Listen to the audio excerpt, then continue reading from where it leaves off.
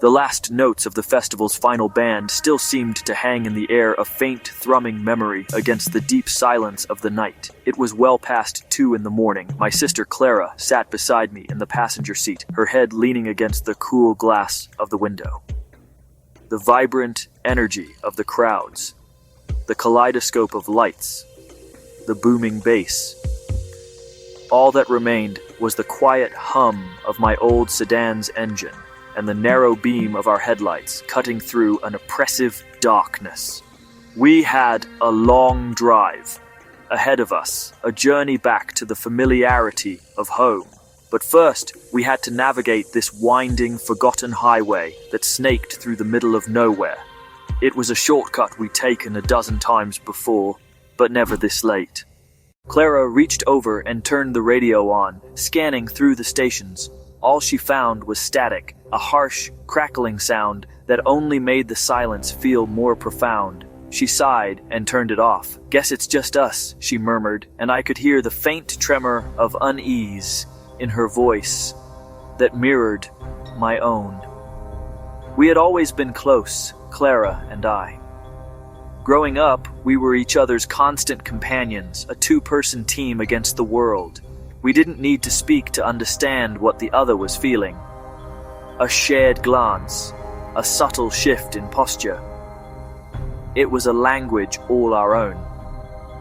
In that moment, her simple words were an acknowledgement of our shared vulnerability, a silent agreement that this quiet, dark road was making us both uncomfortable. I tried to lighten the mood, to break the tension that was slowly building between us. "Remember that time Dad tried to take this shortcut to go fishing and got us completely lost?" I asked, a small smile touching my lips at the memory.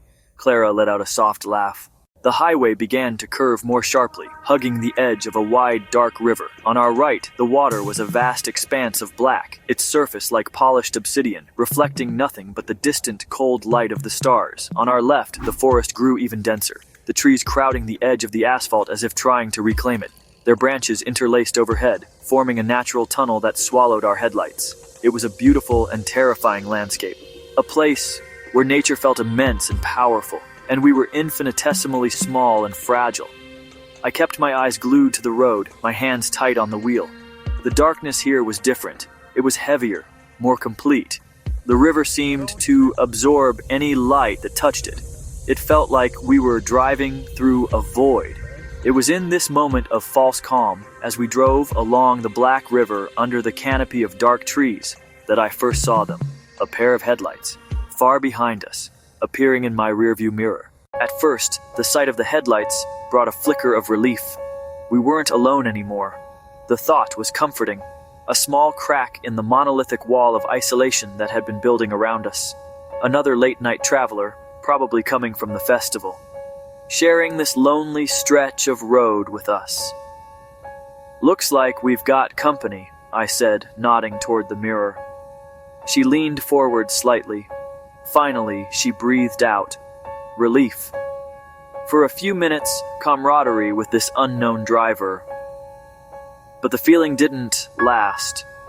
The car behind us kept a significant distance, its lights, two steady, unwavering pinpricks in the vast darkness. It wasn't getting closer, nor falling behind. It was just there, pacing us. I kept checking the rearview mirror more and more, something odd about its stillness, its perfect consistency. The car, a dark shape, only two bright eyes visible. Less a vehicle, more a nocturnal predator locked on its prey. We were being followed. The dance began subtly. I decided to test my theory.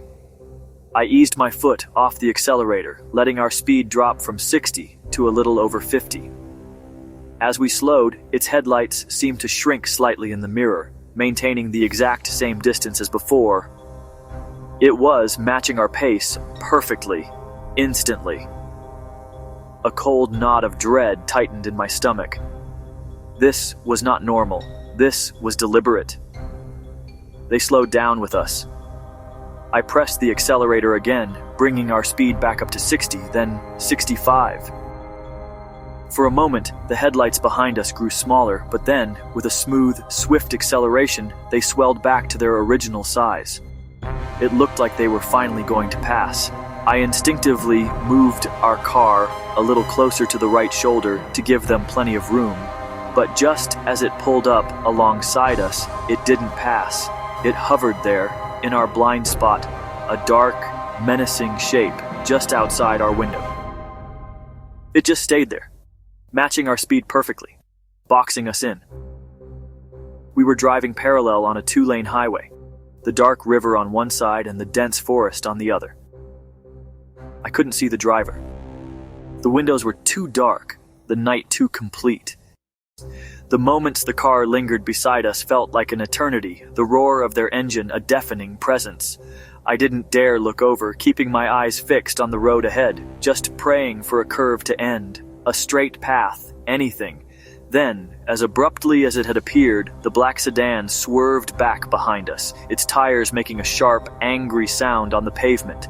The sudden maneuver made me jump, my own car swerving slightly before I corrected it. My heart felt like it was going to explode. The car settled back into its previous position, a few car lengths behind us, as if nothing had happened. The psychological torment was escalating. They weren't just following us, they were demonstrating their power, their unpredictability. And then, the most terrifying thing happened. The headlights behind us vanished. 1 second they were there, 2 bright, menacing eyes in my mirror, and the next, there was only blackness. It was as if the car had simply been erased from existence. For a wild, hopeful moment, I thought maybe they had taken some hidden side road I hadn't seen. But there were no side roads out here. They hadn't left. They had just turned off their lights. They were still back there, somewhere in the dark, and now we couldn't see them at all. The silence in the car was absolute, broken only by the sound of our own frantic breathing. The absence of the headlights in the mirror was a gaping hole in the fabric of the night, a void where a known threat had been. Every instinct in my body was screaming at me to speed up, to put as much distance as possible between us and the phantom car I knew was still behind us. I pressed my foot down on the accelerator, pushing the old sedan faster and faster. The engine whined in protest, the trees on the side of the road blurring into a solid wall of black. Clara had her phone out. "There's no signal," she said, her voice cracking with despair. "I can't call anyone. We were in the middle of a dead zone, a place forgotten by technology, a pocket of the world where modern safety nets didn't exist. We were completely cut off. There would be no 911 call, no quick rescue. We were on our own, racing through the night with an unseen predator on our tail." Suddenly, a pair of headlights flashed on directly behind us. They were so close, so blindingly bright, that they filled the entire rearview mirror, obliterating everything else. I cried out. Clara screamed. The car was right on our bumper, its high beams searing into my eyes. The blinding high beams stayed locked on our tail, pinning us like a frightened animal in their glare. The driver was toying with us again, holding us at the peak of terror, savoring our panic. I was driving recklessly now, my only thought to get away, but the car behind me matched my every move with effortless precision. The road began to curve again, and I fought to keep the car from skidding, the tires squealing in protest. The intense light in my mirror was disorienting, making it difficult to see the road ahead. Just as I felt a wave of hopelessness wash over me, a new light appeared. It was far in the distance, ahead of us, coming from the opposite direction. It was a truck, a big semi-trailer, its cab illuminated with a dozen running lights like a small, mobile city. It was the most beautiful thing I had ever seen, a sign of life, a sign of normalcy, a witness in this desolate place. The blinding high beams behind me clicked off, replaced by normal headlights. The black sedan, which had been plastered to our bumper, suddenly dropped back, creating a safe, respectable distance between us. Then, without signaling, it made a sharp, sudden U-turn right in the middle of the highway, its tires screeching on the pavement. It sped off in the opposite direction, its taillights quickly disappearing back into the darkness from which it had come, and just like that, it was gone. For a long time after the car vanished, we drove in stunned silence.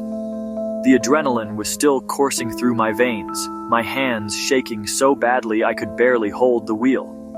I forced myself to slow down, bringing the car back to a safe, normal speed. The road ahead no longer felt like a trap. The trees, the river, their menacing quality gone, replaced by a simple, quiet beauty. The world was slowly returning to normal. The first signs of town appeared on the horizon, the faint orange glow of streetlights against the pre-dawn sky. A wave of relief, almost painful, washed over me. Pull over. We sat for what must have been 15 minutes, just breathing. We talked a little, disjointed and fragmented, trying to make sense. Why did they do it? What did they want?